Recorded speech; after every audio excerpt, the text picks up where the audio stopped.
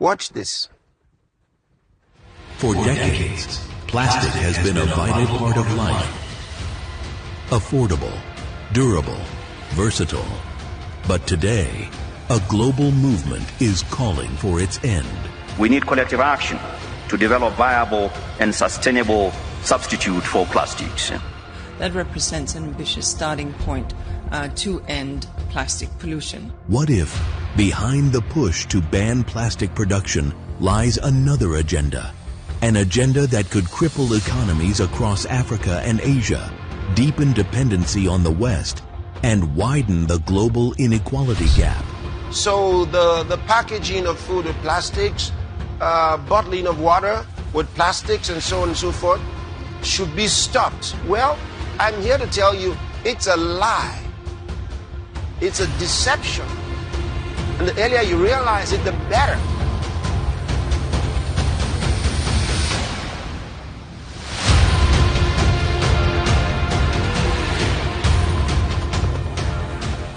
Plastics have shaped the modern world, but few know their story goes back further than they think.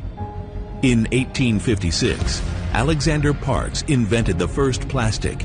This innovation laid the groundwork for a revolution. By 1909, Bakelite was patented, the first fully synthetic plastic, hailed as a miracle material. Suddenly, radios, switches, and toys could be mass-produced affordably. Soon, the world's chemical giants entered the stage. DuPont unveiled neoprene in 1931, nylon by 1935. By a miracle of modern science, such commonplace things as coal, water, and air have been transformed into threads more elastic than silk. And polyester by 1950. ICI developed Perspex and polyethylene.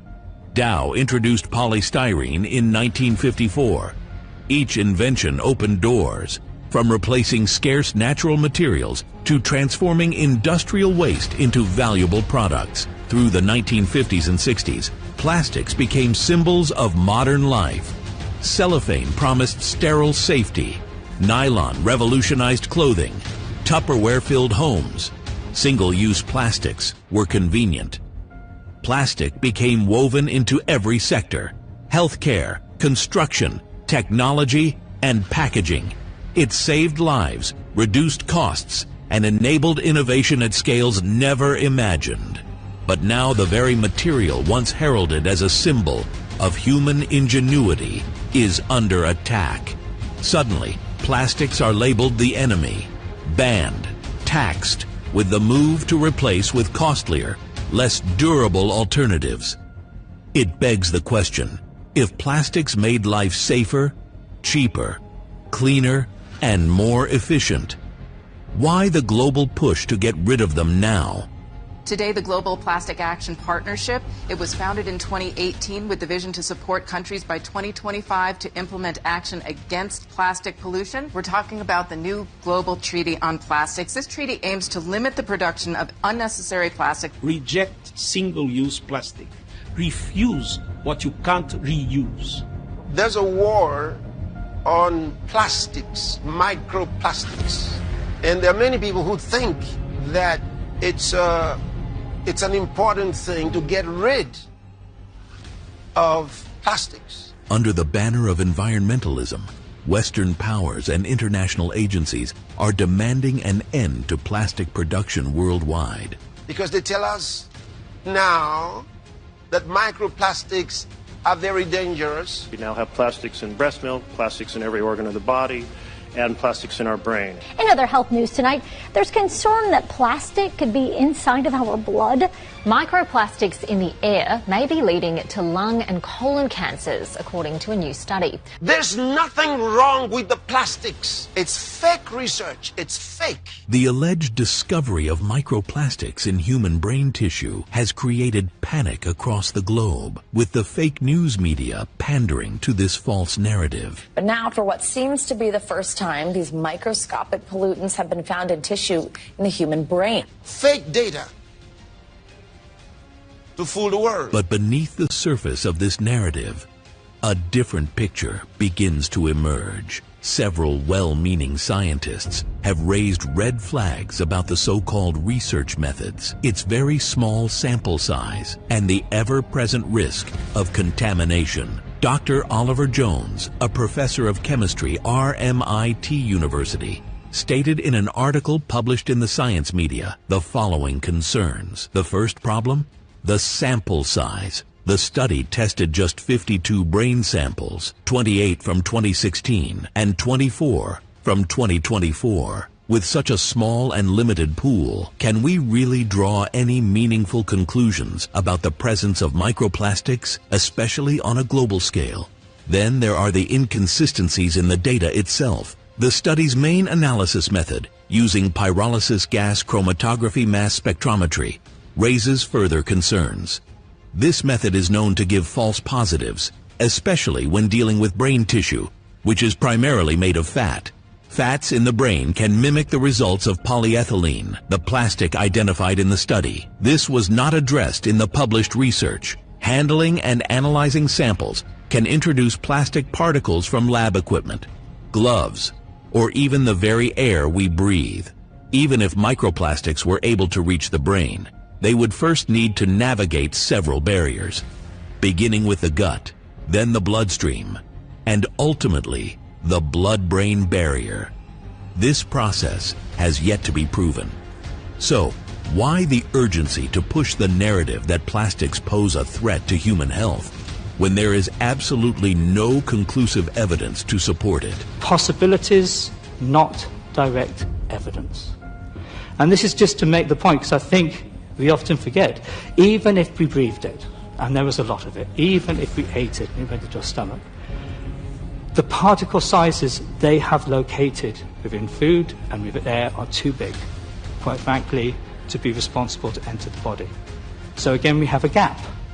We have plausibility, people detecting things in tissues, but it doesn't add up. It's not quite as coherent a picture as I think people would like us to see. So this is where we are. What happens after that is the hunt is on in every tissue and every body fluid that you can lay your hands on to demonstrate that you can identify a microplastic or polymer within it. And that becomes pretty dangerous science, because the presence of a chemical, or specifically the presence of a chemical physical entity, which is a chemical within a tissue, does not simplistically equate to pathology or to a health effect, yes? It's only part of the question. It only demonstrates that there is the feasibility of getting there. And anyway, if we have had an explosion in plastic production since the 1950s, where are all the health effects? Why have we not picked up on them? So there's 28 studies in the world. We're talking Canada, New Zealand, we're talking America, there's one from Clemson. I've got several of them up on my website. So it boggles my mind that people are saying that these plastic bags are the bad solution, when every single study ever done shows that they're the actual least harmful choice. So people are picking paper, which is much, much worse. And it's just anti-scientific. Firstly, find out who are the sponsors of those who are going around and talking about plastics and why they're dangerous. Find out who are their sponsors. Powerful groups like the World Wildlife Fund, Break Free from Plastic, and financial giants tied to the IMF and World Economic Forum are driving the global push to end plastic production. And that's our goal. It's to turn off the tap. It's to stop the over 8 million tons of plastic from flowing into the ocean to begin with, and lift people out of poverty in the process. And we ask you, if you represent a country, invite us in. Open your border. Work with us.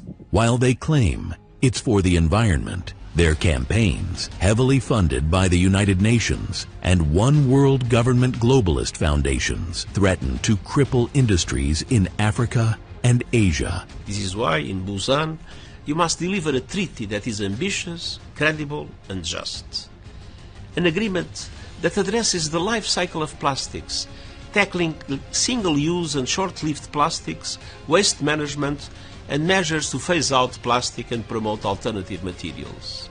For countries considering signing an agreement through a United Nations global treaty, I believe we may be heading towards something that could be catastrophic for our economy, thus affecting everyone. Plastics is the key material and the solution for a more sustainable world. They make mobility more lightweight, they preserve food, and they also help us to produce renewable energies. But what actually happens when microplastics get into our body? What is the real health risk? First, gastrointestinal tract. A lot of the microplastics we get are from water.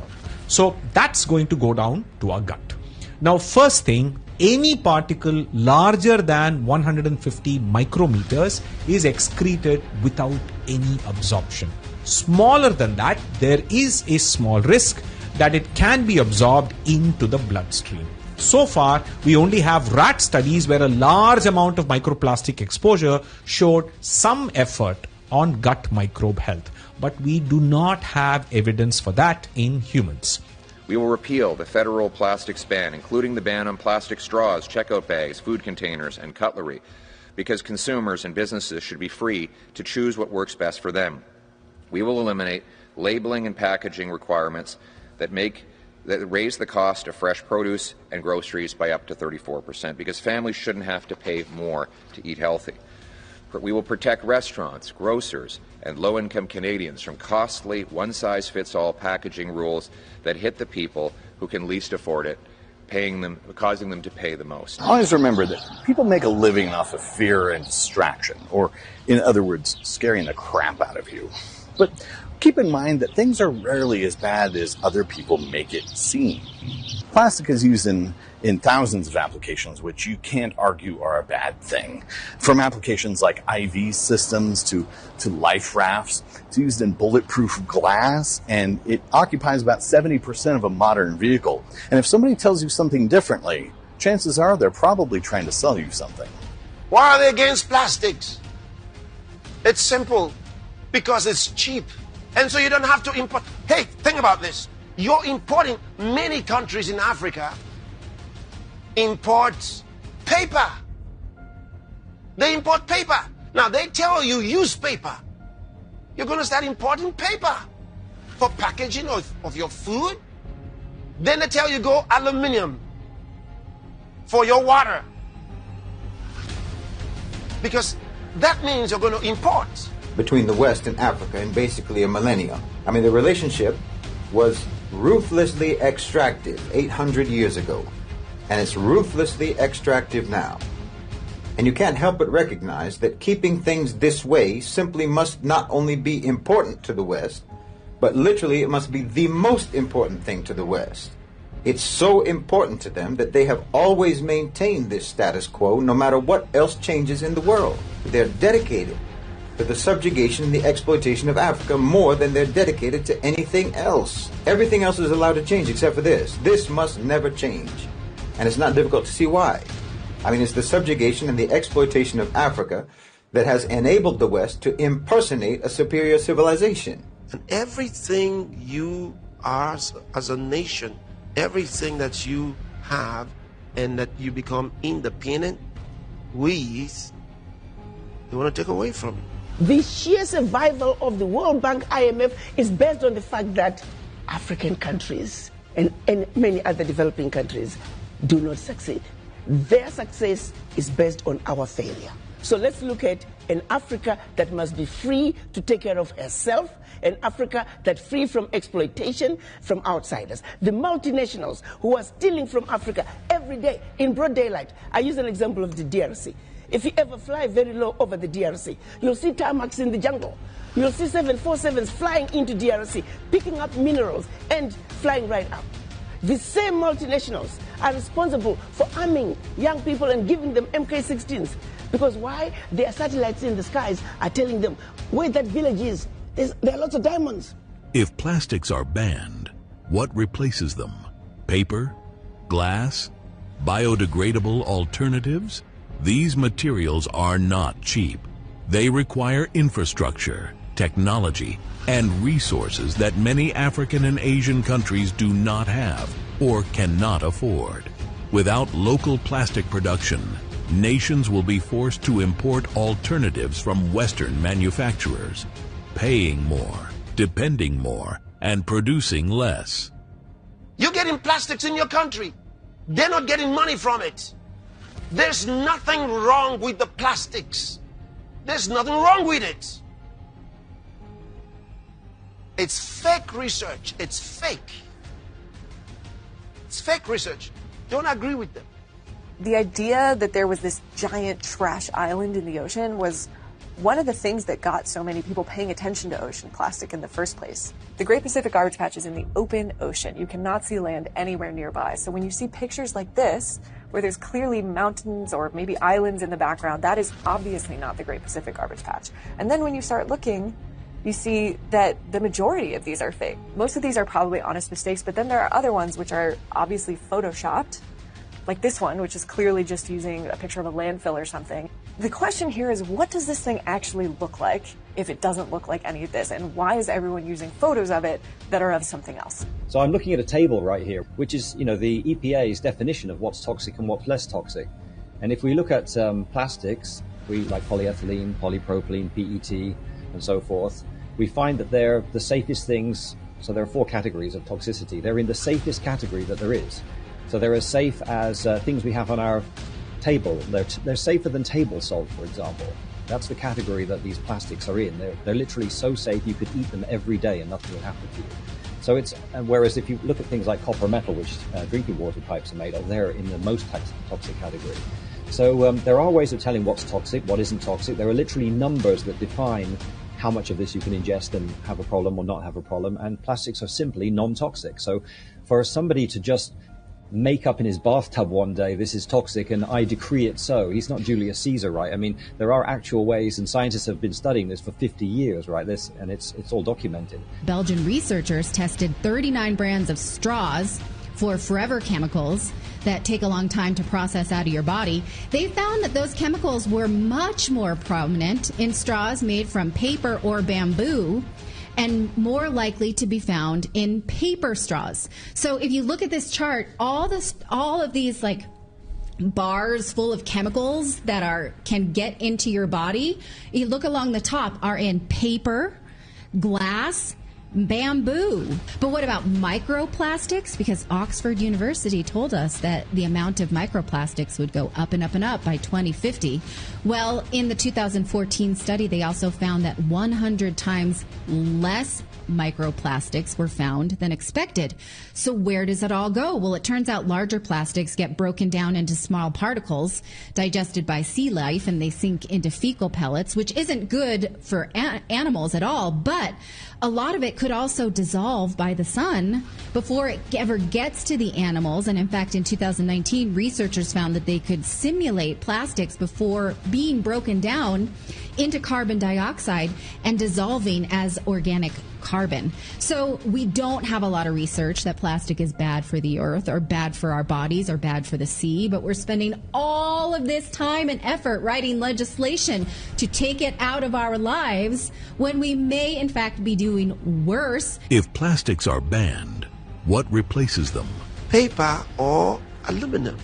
There are 5 such studies on drink containers that you just mentioned, and they all say that the plastic bottle causes least harm. So why would you ever go to metal or glass, which is scientifically proven to cause vastly more harm? And I'm not just talking about CO2, vastly more fossil fuel burned, because you need a lot of energy to make to melt glass and metal, and more of the other things as well, like eutrophication and acid rain and so forth.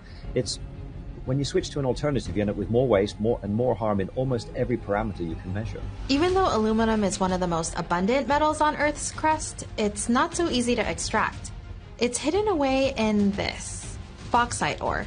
Up to 5 tons of bauxite might need to be mined in order to get 1 ton of aluminum. And to separate the aluminum from the bauxite, it goes through a chemical process that leaves behind a toxic red sludge. Making aluminum also releases super potent greenhouse gases called perfluorocarbons. It actually takes about twice as much energy to produce new aluminum as it does to produce new plastic. They compare plastic packaging to things like food, soap, milk, meat, furniture, clothes, carpet, to alternatives, viable alternatives like paper, steel, cotton, wool, copper, fiberglass, and concrete. In every single case, they find that plastic has the lowest carbon footprint. So if developing nations stop producing plastic and have to import expensive alternatives, who profits?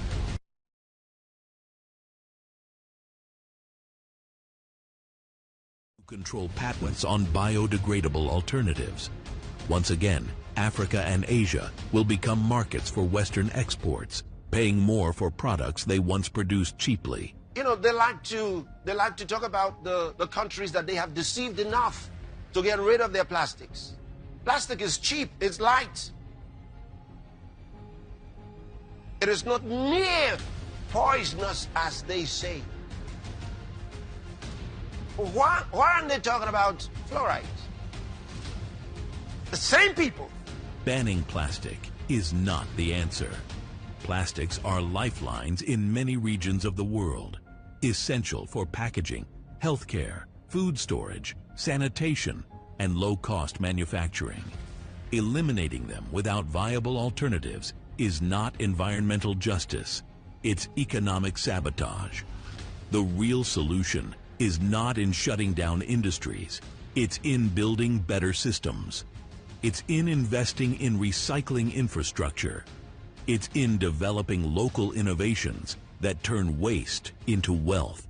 It's in empowering local industries to create sustainable models that work for their people, their economies, their future. We must stand for solutions that uplift, not policies that lock down, because true environmental progress leaves no nation behind. In 2020, I said, let the countries have their own researchers. I mean, if they come up with, there's a research, hey, we're intelligent enough. We've got people here. We have schools, we have universities. What are they doing? We have scientists in our country. Let's commission them to check the results. Do the report yourself. Get the research yourself.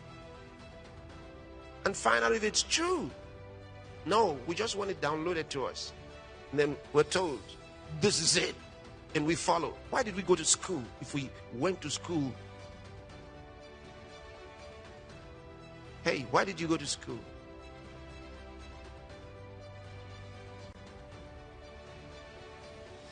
To be able to question information.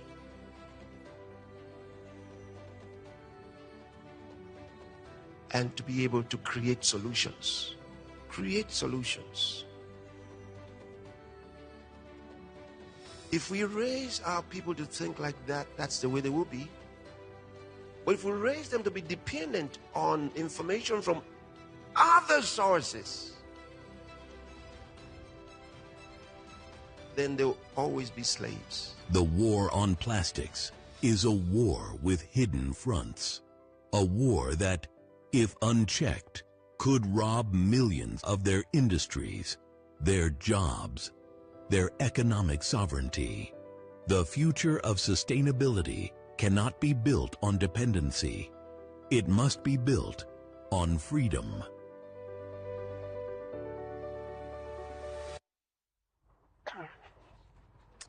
Wonderful.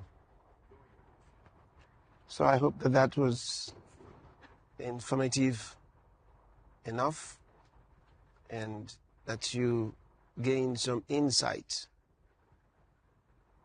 So think that the World Economic Forum is trying to help you? Really? That's like the devil promising salvation. You can't believe him.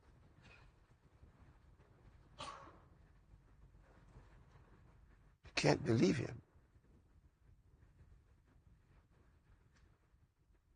So let's not look at the countries where they already are banning them.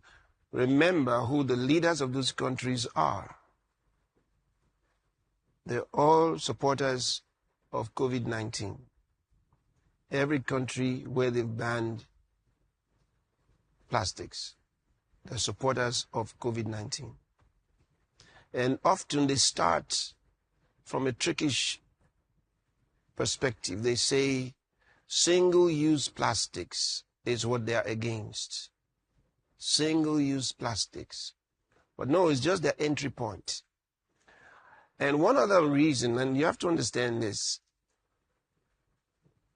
there's a lot of promise for new uses of plastics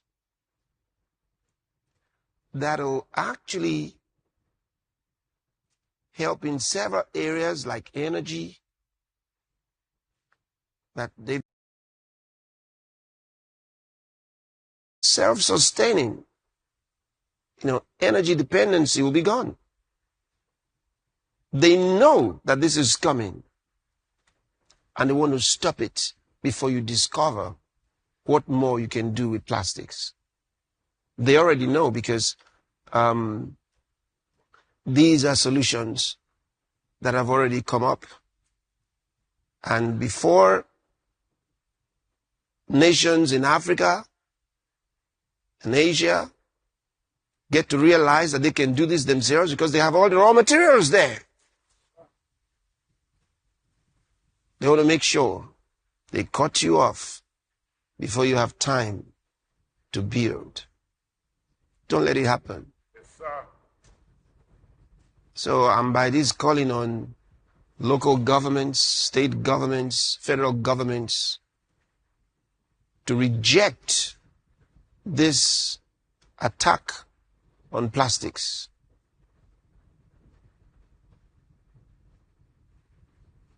Refuse to let it happen. And if you already signed on to it being pushed by the WEF, the fake World Economic Forum, if you already pushed into it, just don't do it. Just don't do it, because I can tell you that the World Economic Forum is dead. Yes, sir. It's dead. Just watch. It's finished. It's dead. Yes, sir. So no point to be afraid of them. No point to care about them. We just need Guterres to go home. Yes, sir. He's doing very bad things with the United Nations. The United Nations organization. He's doing bad things. And I said before, it's not what he's not doing, because some people say he ought to be doing this or that. I said, it's not what he's not doing that is bad. It's what he is doing. The guy is more dangerous active. Or rather, he's not doing anything. But he's doing really bad things. So he's not serving the nations. He's doing bad things. When he ran his own country, he didn't do well either. These are often failed politicians who were dragged in by Klaus Schwab and the Bill Gates Foundation. They positioned them to carry out these evil works around the world.